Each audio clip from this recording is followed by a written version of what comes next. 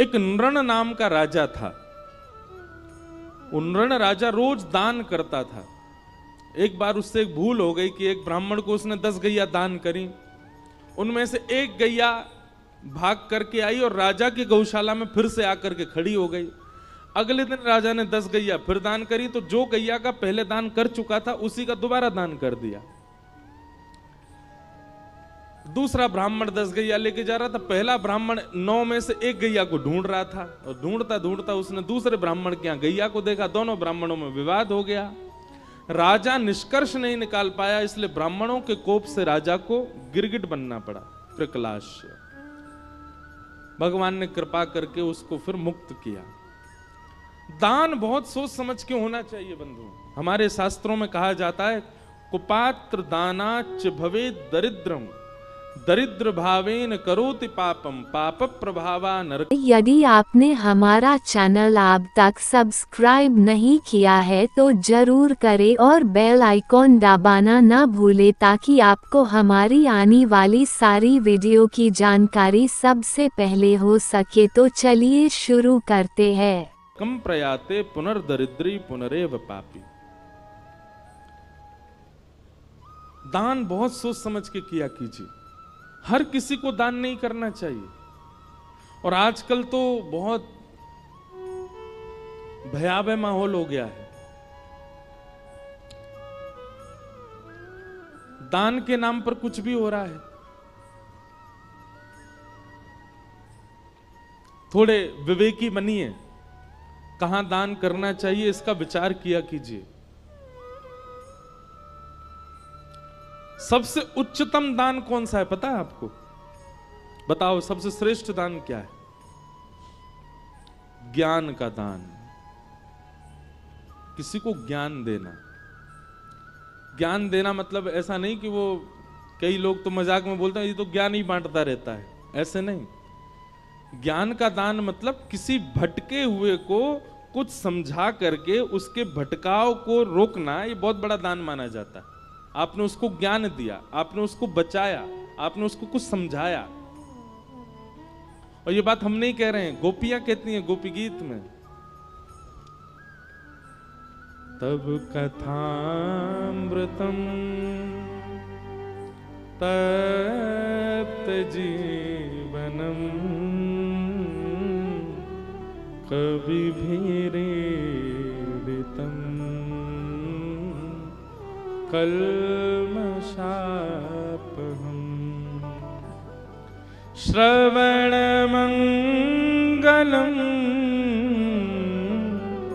श्रीमदाततम् भुवि गृह्णन्ति ते भूरिदा जना। गोपियां कहती हैं इस संसार में सबसे बड़ा दानी यदि कोई है तो देखो, हम अपनी प्रशंसा नहीं कर रहे हैं, पर आपको जानकर के आश्चर्य होगा कि संपूर्ण श्रीमद् भागवत में वक्ताओं की प्रशंसा केवल एक ही बार की गई है, और वो भी ब्रज की गोपियों ने की है। वक्ताओं की प्रशंसा नहीं है। सब जगह श्रोताओं की महिमा, श्रोताओं की प्रशंसा, श्रोताओं का ही यश। वक्ताओं की केवल एक जगह प्रशंसा है, और वो है गोपी गीत में।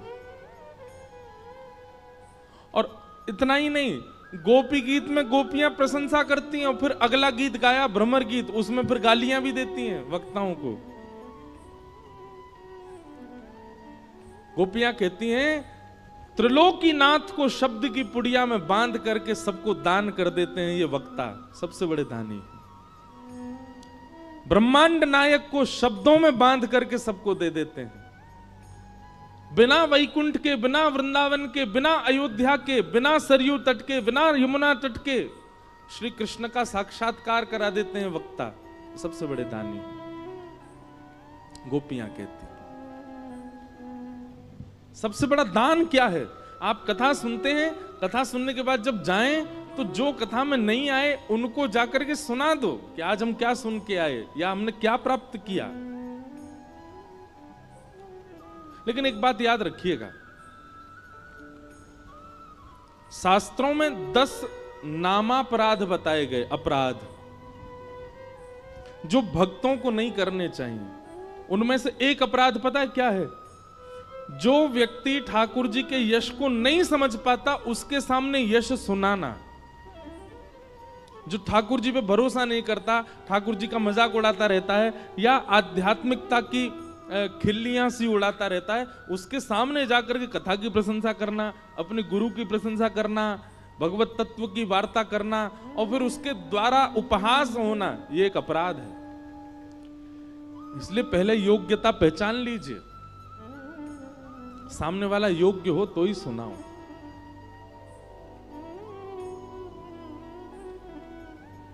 वक्ताओं को बहुत अपराध लगे हुए होते हैं क्योंकि इतने श्रोता आते हैं कथा में। जरूरी नहीं है सब एक ही भाव के हों, कई लोग अलग अलग भाव के भी आते हैं, तो निश्चित है वक्ता को अपराध लगता है उसका। इसीलिए कई बातें मंच से नहीं कही जाती, स्थान देख करके, श्रोता देख करके, समय देख करके फिर सुनाया जाता है।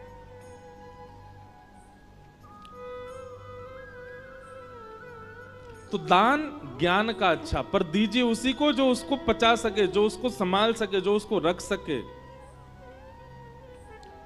बीज को कहीं भी नहीं बोया जाता, सत पात्र में ही बोया जाता है। जहां बीज अंकुरित हो सके वहीं डालते हैं हम। हर बीज का एक नियम होता है ना। अब मुझे तो इतनी नहीं आती प्लांटिंग करना, फार्मिंग करना, पर आप सब में से कोई जानकार हो, हर बीज का एक स्वरूप होता है कि वो इतनी मिट्टी में ही जाएगा तो फलेगा, इतनी धूप ही आनी चाहिए, इतना जल पड़ना चाहिए। तो ऐसे ही पात्र देख करके बताना चाहिए भगवत भावों को। ये बात आपके लिए, हमारे लिए नहीं। हम तो खुले मंच से कुछ भी कहें, ये तो कथा पंडाल है, अपराध तो लगता है, लेकिन फिर भी यह नियम है कि यहां तो सब सुनाना ही है। पर आप लोग जब एकांतिक किसी से मिलते हैं या अपने परिवार के लोगों के बीच में बैठते हैं, जो व्यक्ति ऐसा दिखता हो कि ये इस भाव को अच्छी तरह स्वीकार नहीं करेगा, मत सुनाइए, नहीं तो अपराध लगेगा। और जहां लगता है कि नहीं ये अधिकारी है इस भाव का, उसको तुरंत बताइए। सबसे बड़ा दान है।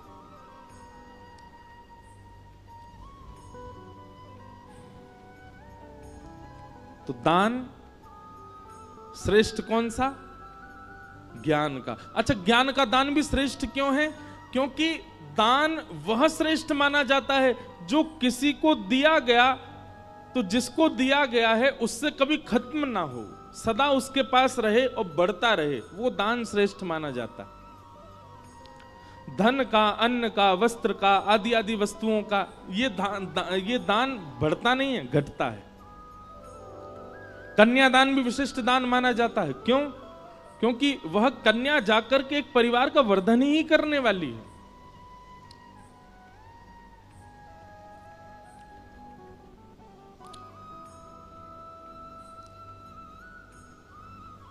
तो इस प्रकार राजा नृण की कथा बताई गई। फिर आगे प्रसंग आता है कि श्री नारद जी महाराज भगवान की गृहचर्या देखने गए कि भगवान अपने गृहस्थाश्रम में कैसे रहते हैं। तभी नारद जी ने जाकर के क्या देखा कि ठाकुर जी 16,100 राजकुमारियों के साथ एक ही समय पर अलग अलग रूप में, अलग अलग भवनों में विलास कर रहे हैं एक ही साथ। यह दर्शन करके नारद जी महाराज अत्यंत प्रसन्न हुए। तत्पश्चात भगवान की नित्यचर्या बताई गई। ठाकुर जी की दिनचर्या कैसी है? सुबह भगवान ब्रह्म मुहूर्त में उठ जाते हैं। अच्छा, एक बात सुनो, हमारा तो सिस्टम डामाडोल हो चुका है। अब कथाएं करते करते और भाग दौड़ में हमारा कोई नियम नहीं रह गया। अब सब उल्टे सीधे हो गए हैं। पर आप लोग संभालो। जिस व्यक्ति को, लिख लीजिएगा इस बात को, ठाकुर जी का जीवन में कभी साक्षात्कार करना हो, वो ब्रह्म मुहूर्त में उठना प्रारंभ कर दे। सूर्य उदय से पहले रात्रि जा रही है, उस काल में उठ करके और अपना प्राणायाम आदि, स्नान आदि करके और ध्यान निश्चित करे भगवान का। और यदि वो धाम निवासी है, लाइव में भी जो वृंदावन के लोग सुन रहे हैं कथा, प्रातःकाल ब्रह्म मुहूर्त में उठ करके स्नान करके चले जाओ यमुना जी के तट पर जाकर के परिक्रमा करो। हमको बिहारी जी के गोस्वामी जी एक हैं हमारे बड़े ठाकुर जी की खूब सेवा करते हैं, उन्होंने मुझको बताया, बोले लाला तो एक सूत्र बता के जा रहा हूं। मैंने कहा बताओ महाराज जी। बोले काऊ दिना ऐसो नियम धारण कर लियो, जब तू ब्रज में रहवे लग जाए, अब तो हम रहते ही नहीं, हम दुनिया ब्रज में बस रही, हमारी कथा सुन के हम ही ब्रज से बाहर हैं।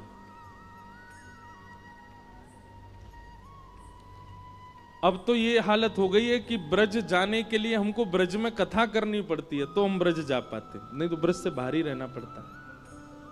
पर हमारे पूज्य श्री मलुक पीठ वाले महाराज जी को हमने एक बार निवेदन किया, मैंने महाराज जी कथाएं तो बहुत हो गई पर ब्रज छूट गया। तो महाराज जी कहते नहीं आप ऐसा मत कहिए। मैंने कहा तो महाराज जी? बोले आप जहां जाते हैं वहीं ब्रज प्रकट हो जाता है। बोले वक्ता जहां जाते हैं, कथा सुनाते हैं, ब्रज की लीला कहते हैं, वो ब्रज ही प्रकट हो जाता है। तो बोले आपको ब्रज आने की आवश्यकता नहीं, ब्रज तो आपके संग ही रहता है। तो मन को फिर आराम हुआ, शांति हुई। अभी चंडीगढ़ में वृंदावन प्रकट उत्सव था, मतलब कथा सप्ताह थी पर उसमें वृंदावन प्रकट के भाव ज्यादा होते थे। अभी तक हमको बताते हैं कि महाराज जी वो मेला ग्राउंड था जहां कथा थी। अब लोग बाग वहां जो नित्य नियमित कथा सुनते थे वो वहां से अपने दफ्तर, ऑफिस, कॉलेज कहीं भी जाते हैं, रुक करके वहां उस स्थान को प्रणाम करते हैं, वहां की रज लगाते हैं, बोले वृंदावन है, यहाँ कथा हुई। और अब चंडीगढ़ के सब लोग लगे हैं उसका नाम मेला ग्राउंड ना करवा करके सीधा वृंदावन ही करवा रहे हैं। वो वृंदावन है ये, यहाँ कथा हुई। वृंदावन जाइएगा तो एक नियम, वैसे तो 3 नियम हमने एक पद ही बना करके गाया है।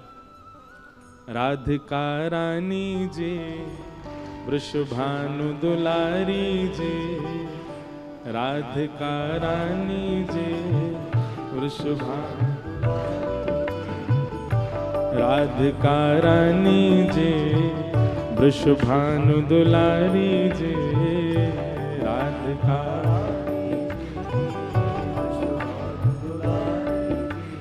ओ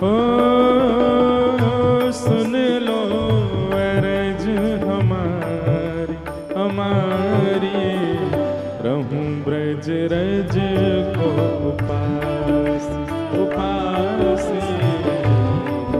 ब्रज रज को उपास, रहूं ब्रज रज को उपास उपास, भाव से। राधिका रानी जी, वृषभानु दुलारी जी, राधिका रानी जी, वृषभानु दुलारी जी, राधिका रानी जी, वृषभानु दुलारी जी, राधिका रानी जी, वृषभानु दुलारी जी। सुन लो अरज हमारी हमारी, रहूं ब्रज रज को उपास उपास, ब्रज रज को उपास, रहूं ब्रज रज को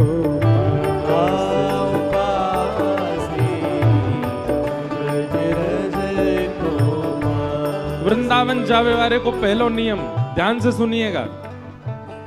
मंगला उठ यमुना जी जाऊं, मंगला उठ यमुना जी,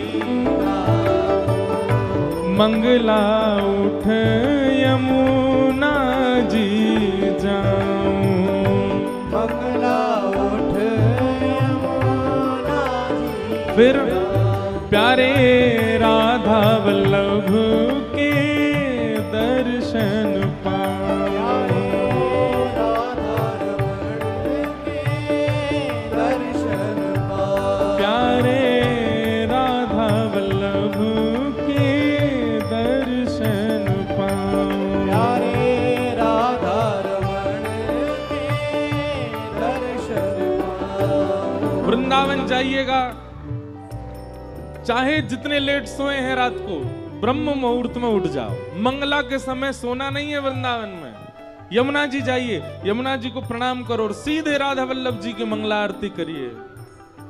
राधा वल्लभ के दर्शन पाऊं, राधा वल्लभ के दर्शन पाऊं, कृपा अभिलाषी जी राधा रानी जी, कृपा अभिलाषी जी श्री राधा रानी जी, ओ कृपा अभिलाषी जी कीरत सुत प्यारी जी, कृपा अभिलाषी जी कीरत सुत प्यारी जी। ओ सुन लो अरज हमारी हमारी, रहूं ब्रज रज को भाव पासी, रहूं ब्रज रज को हे उपासी, रहूं ब्रज रज को पासी, रहूं ब्रज रज। बोलो वृषभानु दुलारी की।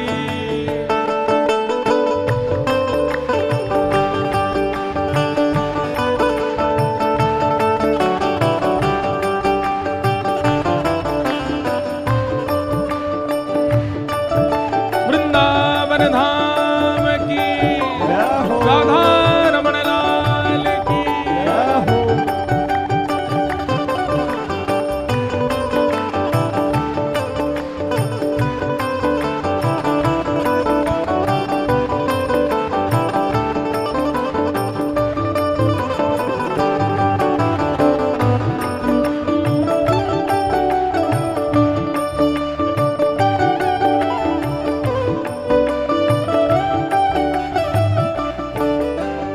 तो पहलो नियम कहा है, मंगला में उठ करके यमुना जी के दर्शन करने।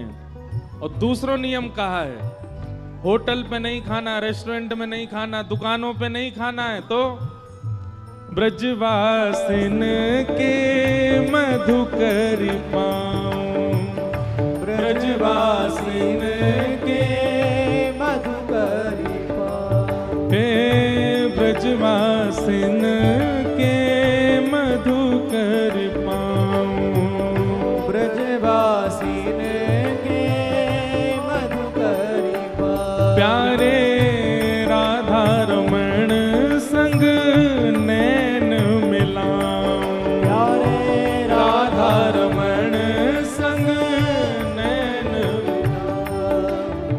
ये उपाय कृपा करके एक बार करिएगा। बहुत बालक करते हैं, हम हर कथा में कहते हैं, सब जाके वृंदावन में ये करते हैं, पर एक भूल करते हैं। क्या? हमारे घर से ही मधुकरी मांगते हैं। हमारी मैया बड़ी परेशान, रोज के 200-300 बालक आते हैं, बोलो मधुकरी दो। इसमें एक नियम और सुनो, मधुकरी उस ब्रजवासी के यहां से पानी है जो आपका परिचय का नहीं है। परिचित के यहां मांगने में क्या है, वो तो थाली में लगा के दे देगा आपको। अपरिचित के यहां जाओ, डोरबेल बजाओ, गेट खटखटा दो, भीतर से ब्रजवासी निकल के आए, कहा है भैया कहां से आए हो? भोपाल से आए हैं। कहा बात है? आपके घर में जो कुछ भी बना हो थोड़ा सा हमको दे दीजिए, मधुकरी दीजिए। आप कहोगे ये कैसे संभव है, हमारी कोई इमेज नहीं है, हम किसी के घर जाके मांगेंगे? अरे भैया, ये वृंदावन है, ये भोपाल नहीं है, ये इंदौर नहीं है, ये मध्य प्रदेश नहीं है, ये वृंदावन है जहां ठाकुर जी स्वयं चोरी करके पाते हैं, हम तो मांग के पा रहे हैं। ठाकुर जी तो खिड़कीन से घुस घुस के चोरी करके खा जाए ब्रजवासिन के। और एक बात सुनिए, हिमालय की तपस्या का फल, हरिद्वार के यज्ञ का फल, प्रयागराज के स्नान का फल हमारे वृंदावन के ब्रजवासी के मधुकरी के समान है। आप मधुकरी पाओ, और मधुकरी पाने के बाद ब्रजरज लगा के यमुना तट पर जाके नेत्र बंद करके बैठना, आपको एक क्षण के लिए श्यामा श्याम दिखेंगे, निश्चित दिखेंगे। ब्रजवासिन के मधुकर पाऊं, ब्रजवासिन के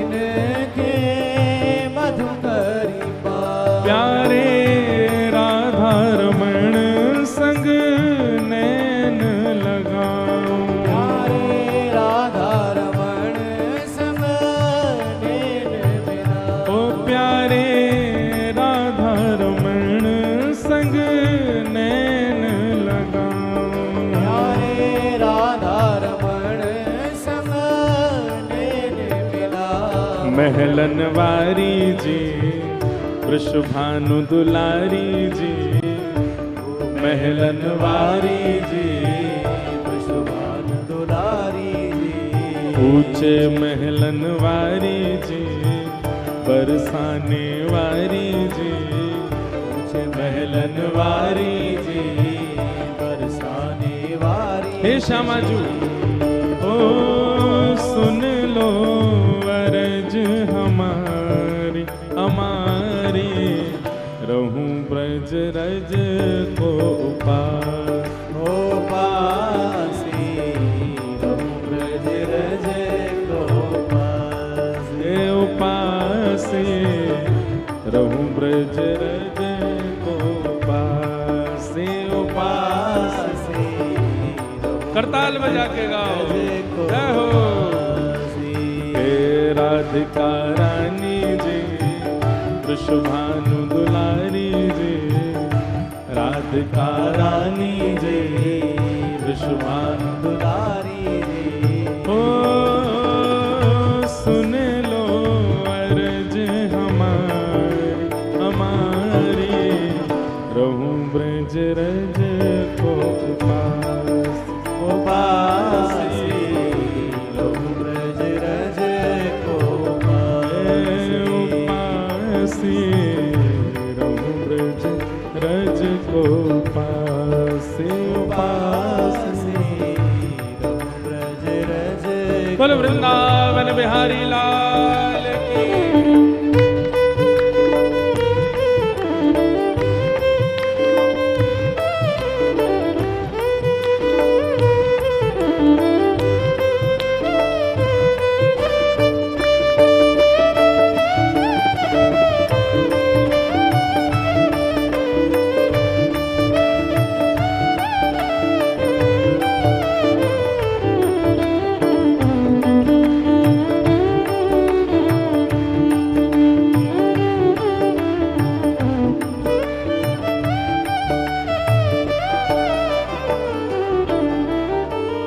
पहलो नियम मंगला में उठवे को, दूसरो नियम ब्रजवासीन के घर की मधुकरी पावे को, और तीसरो नियम रसिक जनन की सेवा पाऊं, रसिक जनन की सेवा पाऊं ब्रजवासिन की सेवा पाऊं, ब्रजवासिन की सेवा पाऊं प्यारे कुंज बिहारी के दर्शन पाऊं, प्यारे कुंज बिहारी के दर्शन पाऊं प्यारे बांके बिहारी के दर्शन पाऊं, प्यारे बांके बिहारी के दर्शन पाऊं जैसे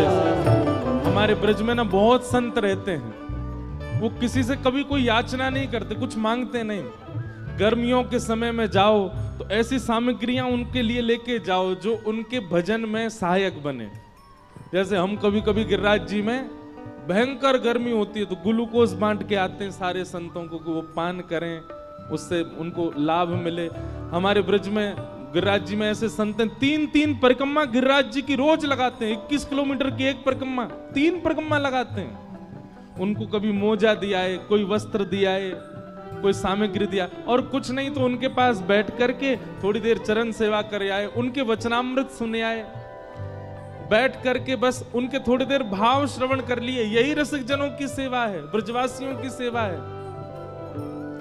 रसिक जनन की सेवा पाऊं, रसिक जनन की सेवा पाऊं प्यारे बाके बिहारी संग दर्शन पाऊं। प्यारे बाके बिहारी जी के दर्शन पाऊं। ओ प्यारे बाके बिहारी के दर्शन पाऊं।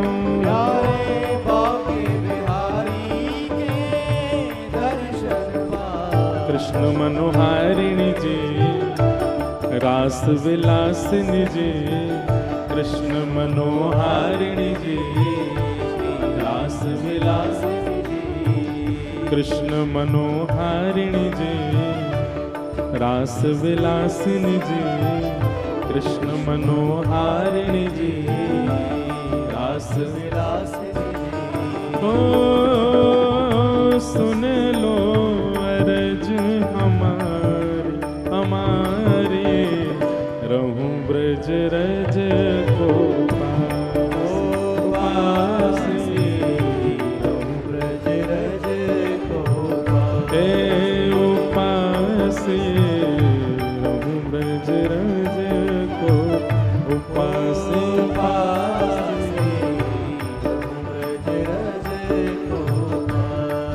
और अंतिम भाव में जो भी भाव लिख पाते हैं ना, तो भाव ऐसा आता है, हमारे गिरधर लाल जी लिखवा रहे हैं, तो अंतिम भाव में श्री गिरधर लाल जी की एक भावना का दर्शन है।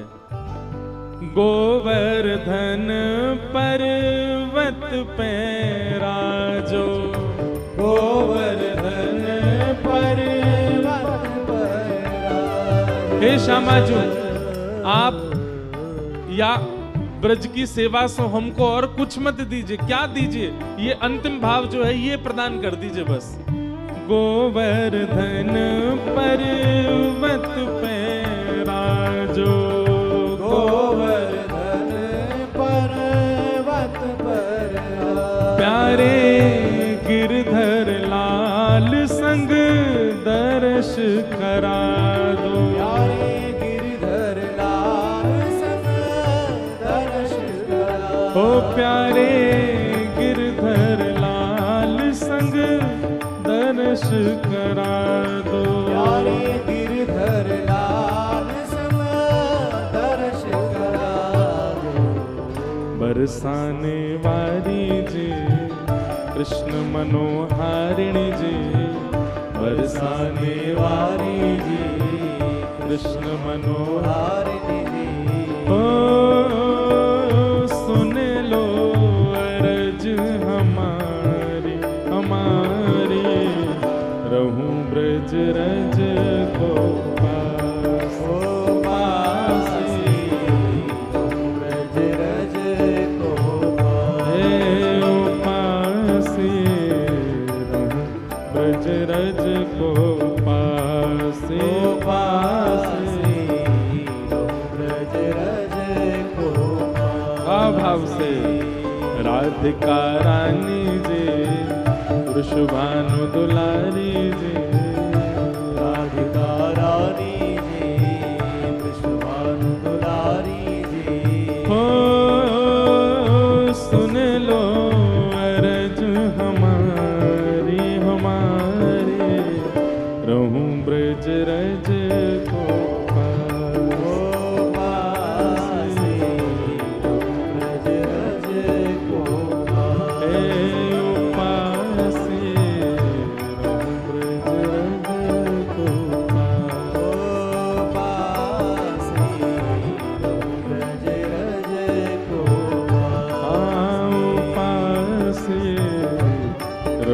ब्रज रज को पासे पासे, ब्रज रज को हे उपासे, रहूं ब्रज रज को पासे पासे, रहूं ब्रज रज को पासे। ज्यादा नहीं, ब्रज के ये 3 नियम हैं। मंगला उत्थापन, मधुकरी सेवन और रसिक सेवा, ब्रजवासीन की सेवा। ये 3 भाव करने वृंदावन ठाकुर जी यही से प्रसन्न हो जाएंगे। पर वृंदावन जाके व्यक्ति सब करता है, ये तीनों ही नहीं करता। ना तो मंगला उठते हैं, ना मधुकरी मांगते हैं, ना रसिकों की सेवा करते हैं। तो तीन काम कीजिए। ठाकुर जी की दिनचर्या बताई गई। भगवान सुबह सुबह उठ जाते हैं मंगला में, और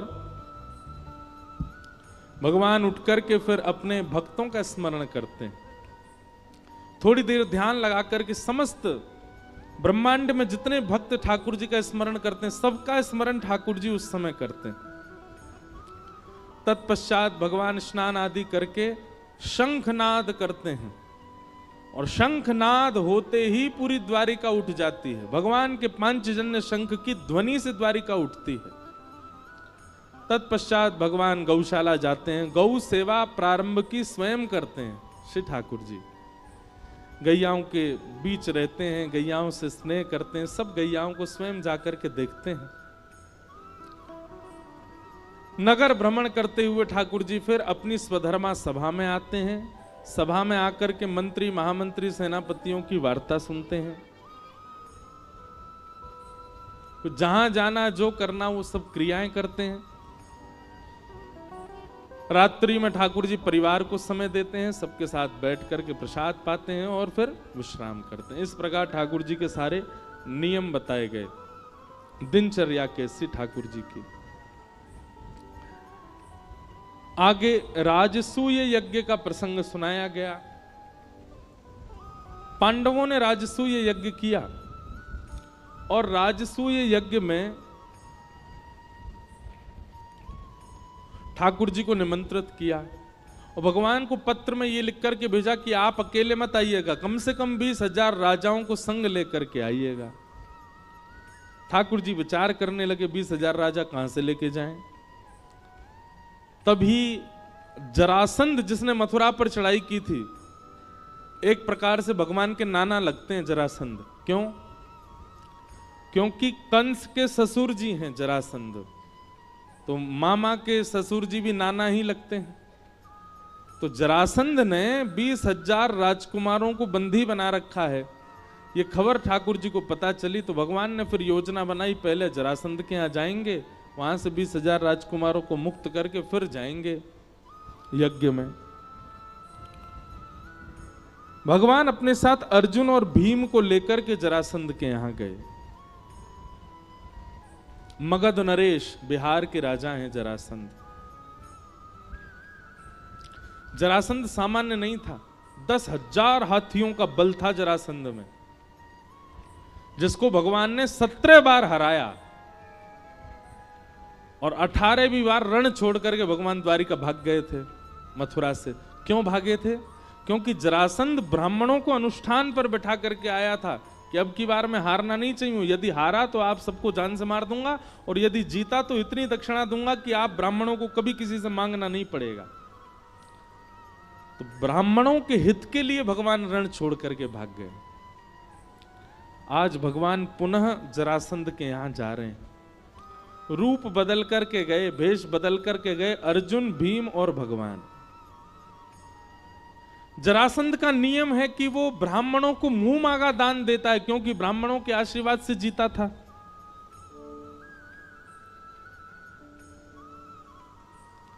भगवान ब्राह्मण का रूप धारण करके गए।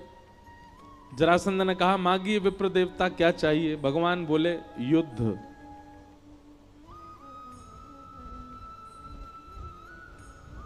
जरासंध बोला, मोल महाराज क्षमा कीजिएगा, ब्राह्मण दुनिया की कोई भी वस्तु मांग सकता, युद्ध नहीं मांग सकता। और यदि ब्राह्मण युद्ध मांग रहा है तो इसका मतलब वो ब्राह्मण नहीं है, निश्चित ही वंश में कहीं दिक्कत तो है। ब्राह्मण का युद्ध में रुचि नहीं होती। आप कौन हैं? अपना रूप बताइए मुझे। भगवान ने अपना रूप दिखाया। योगेश्वर कृष्ण को देख करके जरासंध बोला, मुझे पता था तुम ही होगे, पर एक बार रण छोड़ करके जो मेरे सामने से भाग जाता है, भगोड़ा है, मैं उससे युद्ध नहीं करता दोबारा। कायर हो तुम, तुमसे युद्ध नहीं करूंगा। हाँ भाई, तुम अपना मुख दिखाओ। अर्जुन ने अपना मुख दिखाया। बोले, ओहो, पांडवों के मध्यस्थ भ्राता अर्जुन, तुम तो छोटे हो, छोटे बालक हो, बालकों से युद्ध नहीं करता मैं।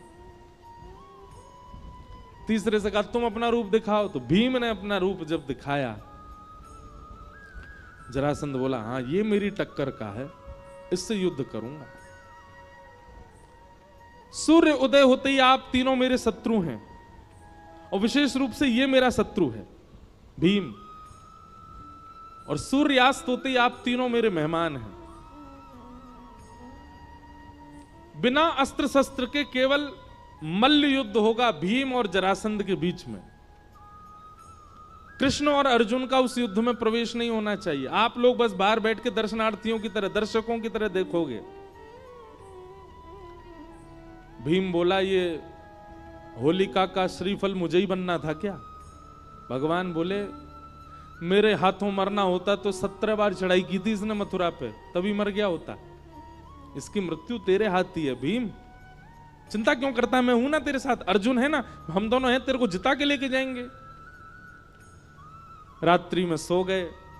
सुबह सूर्य उदय होते ही दरवाजे खटखटाने लगे। सैनिक बोले सूर्य उदय होने में कुछ क्षणों की देरी है, युद्ध भूमि में आ जाओ, जरासंध महाराज आने वाले हैं। भीम तैयार होकर के गया। भगवान बोले चिंता मत कर, तू युद्ध कर, हम बैठे हैं ना। जरासंध सामान्य नहीं था। जैसे ही सामने भीम आया, जरासंध ने एक मुष्टिक प्रहार किया, एक मुष्टिक में ही भीम मूर्छित हो गया, तारे दिख गए उसको, उठ ही नहीं पाया। और जरासंध ने इतना मारा, भीम की हड्डी हड्डी दर्द करने लगी। शाम हो गई। एक तरफ से अर्जुन, दूसरी तरफ से ठाकुर जी उसको कंधे पर लाद के लेके आए कक्ष में। बाम आदि औषधि लगाई, केला खवा में, सेब खवा में, और स्वयं पकवान खामे दोनों एक ही थाली में बैठ के। भीम बोला तुम लोग यहां पकवान उड़ाने आए हो? वो मेरे को इतना मारता है, तुम लोग बैठे बैठे देखते रहते हो। भगवान भीम के पास गए और भीम से जाकर, बहुत अच्छी कथा है, ध्यान से सुनना। भीम से भगवान कहते हैं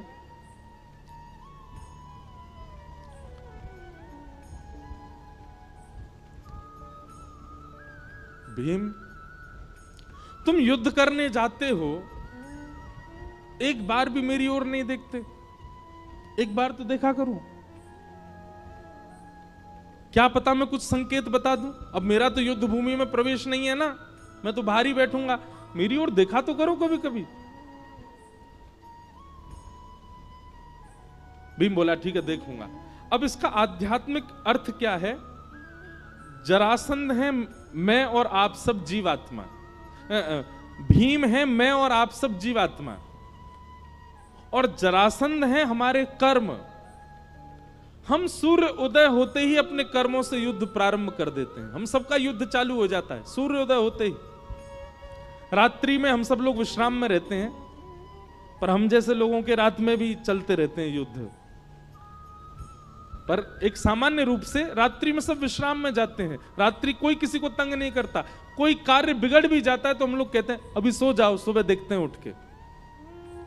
हमारा युद्ध ही सूर्योदय के साथ प्रारंभ हो जाता है, संसार के साथ। भगवान कहते हैं इस बीच में कभी कभी मेरी ओर देख लिया करो, मेरी ओर दृष्टि डाल लिया करो। भोपाल में 365 दिन रहिए, लेकिन 7 दिन के लिए यदि कोई ब्रजवासी कथा सुनाने आया है तो आके सुन लिया कीजिए, कोई बुराई नहीं है। समझ में 10 कोई आई है, ताली सबने बजाई है। अब क्या फायदा, अब तो कथा पूरी होने वाली है। अब तो प्रतीक्षा करो, 2 साल बाद आएंगे अब भोपाल, पर उससे पहले हम आसपास तो आएंगे, इंदौर आएंगे, सागर आएंगे, और कहां आएंगे, नर्मदा यात्रा पे भी आएंगे। तो अभी तो 2 साल में तो बहुत कुछ होगा, पर 2 साल बाद जब भोपाल आएंगे तब छुट्टी ले लेना, पहले ही बता देना अपना, जहां भी आप काम करते हो, जहां भी आप लोगों का कार्य है या स्कूल कॉलेज जो भी है, सब जगह बता देना हमको टाइफाइड हो गया है, 7 दिन नहीं आ पाएंगे। ज्यादा नहीं, 7 दिन मांग रहे हैं, 7 दिन तो पूरी कथा को दिया कीजिए। ये बहुत आवश्यक होता है जीवन के लिए। आप सब लोग युद्ध कर रहे हैं अपने कर्मों से। अभी बस ये 1 घंटा बाद आप सबका युद्ध शुरू हो जाएगा, फिर लड़ोगे। 7 दिन जब तक कथा चल रही थी तब तक ये लग रहा था कि थोड़े युद्ध थमे हुए हैं, थोड़ा हमारे जीवन के युद्ध जो हैं, जो इतने ज्यादा आक्रमण भीष्म पितामह की तरह बाणों की सैया पर लेटे रहते हैं हम लोग, लेकिन 7 दिन के लिए थोड़ी राहत लगती है। अभी फिर शुरू हो जाएगा 4-5 बजे से आप सबका वही संसार का सब क्रम। इसलिए जब कभी भी कथा हो, हमारी नहीं किसी की भी हो भोपाल में, अगर अच्छे वक्ता हैं जिनके वचनामृत से कुछ परिवर्तन। अच्छा एक बात और सुनिए, वक्ता के वचन सुनकर के वक्ता नहीं ठाकुर जी प्रिय लगने चाहिए, ऐसी कथाएं सुना करो। हम इस बात पर आपको बार बार टोकेंगे। बिचौलिया से लड़का का गुण सुनो तो लड़का प्रिय लगना चाहिए, बिचौलिया नहीं। पता चली लड़की बिचौलिया के संगी चली गई, वो सुनाने तो आया था कि वो लड़का ऐसा है, उसके काम ऐसे हैं, गुण ऐसे हैं। वो लड़का छोड़ो, तुम ही बढ़िया हो, तो दिक्कत हो जाएगी। वक्ता बिचौलिया होता है, उसके प्रति आदर हो, उसके प्रति सम्मान हो, उसके प्रति श्रद्धा हो, उसके प्रति पूजनीय भाव हो, पर प्रीति तो उसकी वाणी से ठाकुर जी से ही होनी चाहिए, उससे नहीं। कई लोगों की वाणी ऐसी होती है कि उनसे प्रीति हो जाती है, नहीं, गलत है।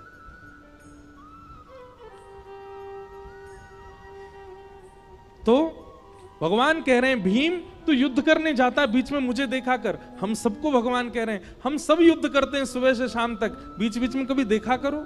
365 दिन युद्ध करते हो, बीच में 7 दिन मेरे पास आ जाया करो, कुछ ट्रिक्स बता दूंगा। ठाकुर जी कह रहे हैं जीवन के उपयोगी। भीम बोला कल देखूंगा। बोला हाँ कल देखना मेरी ओर। दूसरे दिन भीम जैसे युद्ध करने गया, जरासंध ने फिर से उसको मारना शुरू किया। नीचे घेर के जरासंध बैठ गया भीम के ऊपर, और भीम ने दृष्टि घुमाई, ठाकुर जी केला खा रहे थे। भीम ने भगवान की ओर देखा, भगवान ने तुरंत एक पत्ता उठाया और बीच से अलग किया। भीम समझ गया मुझे क्या करना। उसने ऐसा दाव पेच खेला, जरासंध के एक पैर पर अपना एक पैर रखा, दूसरा पैर पकड़ करके बीच से उसको चीर दिया, और दोनों भाग अलग करके जैसे ही जरासंध को देखा अचेत पड़ा है, मर गया, भगवान की ओर भुजा उठाने लगा, मैं जीत गया, मैं जीत गया, मेरी विजय हो गई। भगवान बोले पीछे देख।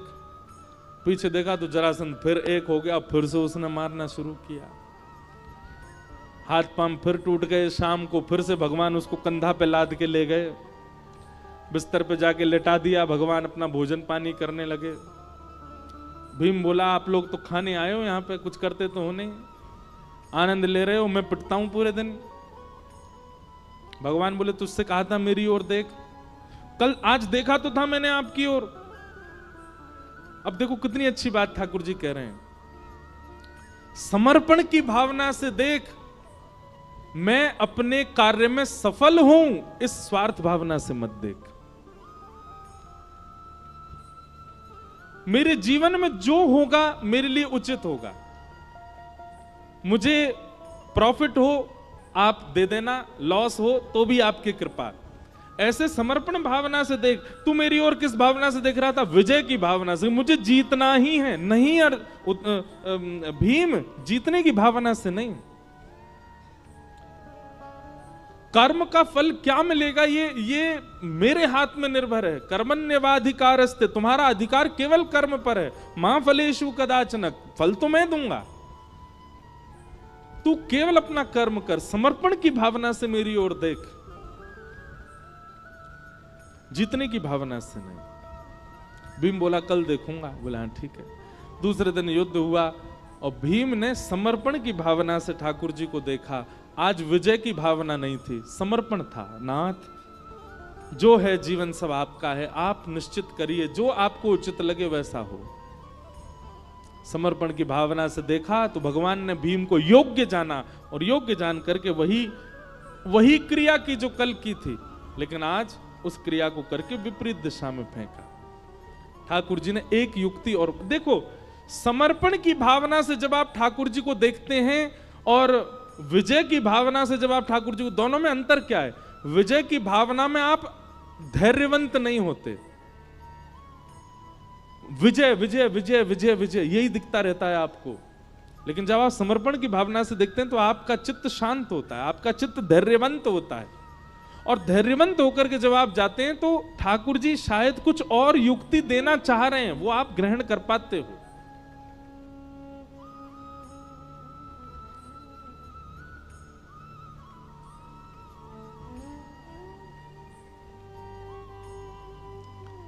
भगवान ने जब भीम को देखा कि आज समर्पण है, तब पत्र बीज से अलग करके विपरीत दिशा में फेंका। भीम को संकेत मिल गया कि करना वही है जो कल किया था, बस बीज से अलग करके छोड़ नहीं देना है, विपरीत दिशा में डालना है ताकि ये एक ना हो सके।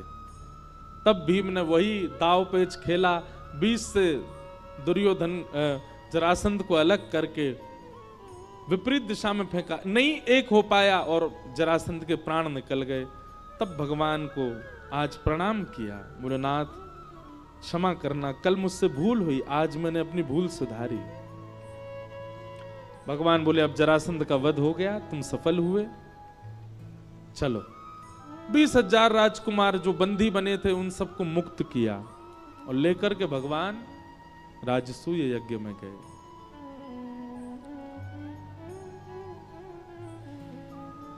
राजसूय यज्ञ में जाकर के 20,000 राजकुमारों को प्रस्तुत किया, सबको अलग अलग सेवा प्रदान की गई। ब्राह्मण देवताओं ने कहा अग्र पूजा किसकी होनी चाहिए? तब सबने प्रस्ताव किया कि अग्र पूजा तो भगवान श्री कृष्ण की होनी चाहिए। और श्री कृष्ण की अग्र पूजा हुई, सबको अलग अलग कार्य प्रदान किए गए, किसी को भोजन भंडार दिया, किसी को संतों की सेवा अगवानी दी। सिंहासन पर दूर भगवान कृष्ण बैठे तो भगवान बोले हमको क्या सेवा दे रहे हो? बोले आप तो बैठे रहो, आपको क्या सेवा देना, आप तो राजा हो, आप तो हम सबके प्यारे हो, आप तो बस बैठे बैठे मुस्कुराते रहो, आपको क्या सेवा दें? ठाकुर जी बोले नहीं हमको सेवा चाहिए। पांडव बोले आपके लिए कोई सेवा नहीं। भगवान बोले या तो दो, नहीं तो हम खुद ले लेंगे। पांडव बोले हम तो नहीं दे रहे। तो भगवान बोले ठीक है, तो हमने ले ली सेवा। बोले कौन सी सेवा? जितने लोग यज्ञ में आएंगे सबकी पादुका उठा के रखना हमारी सेवा। भगवान श्री कृष्ण ने, पांडव रोने लगे, बोले नहीं नाथ। बोले नहीं, अब तो यही सेवा है हमारी। और पूरे यज्ञ भूमि के बाहर बैठे हैं ठाकुर जी, और जितने संत आ रहे हैं, जितने ब्राह्मण आ रहे हैं, जितने ऋषि आ रहे हैं, जितने वेदज्ञ आ रहे हैं, सबके पादुका उठा उठा करके ठाकुर जी व्यवस्थित कर रहे हैं।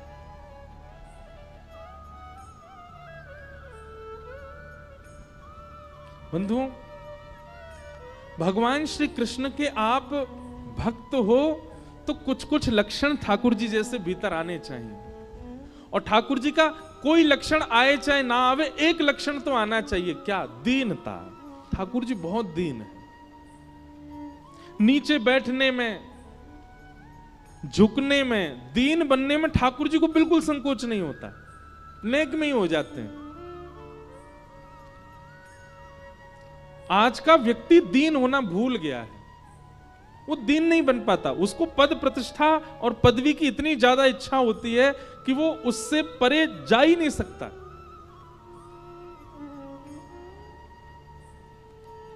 त्रिलोकीनाथ हैं भगवान, ब्रजवासियों के डांट खा लेते हैं, ब्रजवासियों के कहने से उखल पे बंध जाते हैं। सुदामा को अपने सिंहासन पर बैठा करके स्वयं नीचे बैठ जाते हैं। राजसूय यज्ञ में जाकर के सबके पादुका उठाने की सेवा ले लेते हैं। कितने दीन हैं ठाकुर जी।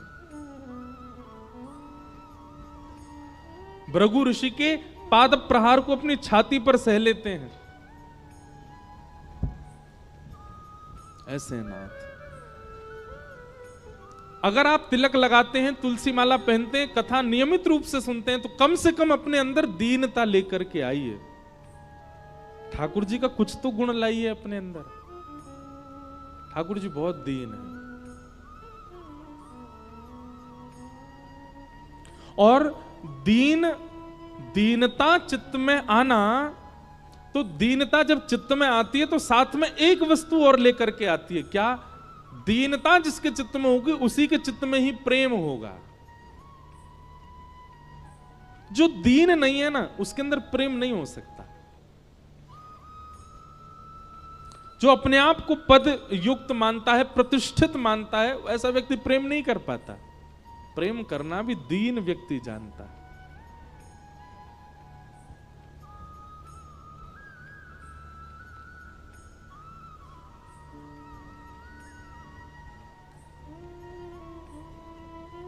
भगवान पादुका उठा रहे हैं और पांडवों का राजसूय यज्ञ पूर्ण हुआ।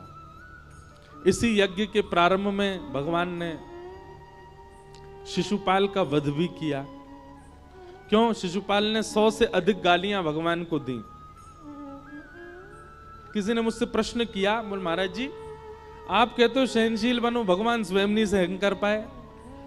101 गाली शिशुपाल ने दे दी तो भगवान ने सुदर्शन चक्र चला दिया। एक बात हमेशा याद रखना, ठाकुर जी को क्रोध नहीं आता, महादेव को क्रोध नहीं आता, हनुमान जी को क्रोध नहीं आता, देवी को क्रोध नहीं आता, पर इन सबके जो गण हैं ना, जो संग रहते हैं, वो कोपित होते हैं। कभी हमारे साथ कुछ ऐसा होता है देव पीड़ा से, तो ठाकुर जी पे इतना समय मुझ पे क्रोधित होंगे वो। पर हाँ, उनके जो दीन गण जन हैं, उनके जो भक्त जन हैं, उनके संग जो कितनी योगनियां रहती हैं, उनको क्रोध आ जाता है। इसलिए ठाकुर जी को ज्यादा वैसा कोई व्यवहार नहीं करना चाहिए देवों के प्रति जिससे उनके गण रुष्ट हो जाएं। ठाकुर जी को क्रोध नहीं आता। 100 गाली होने तक भगवान ने छूट दे रखी है शिशुपाल को। 101 होते ही भगवान तो वहां आराम से बैठे थे, सुदर्शन चक्र स्वयं आ गया। सुदर्शन चक्र भगवान का गण है, वो दंड देता है। उसने आकर के शिशुपाल का सर धड़ से अलग किया।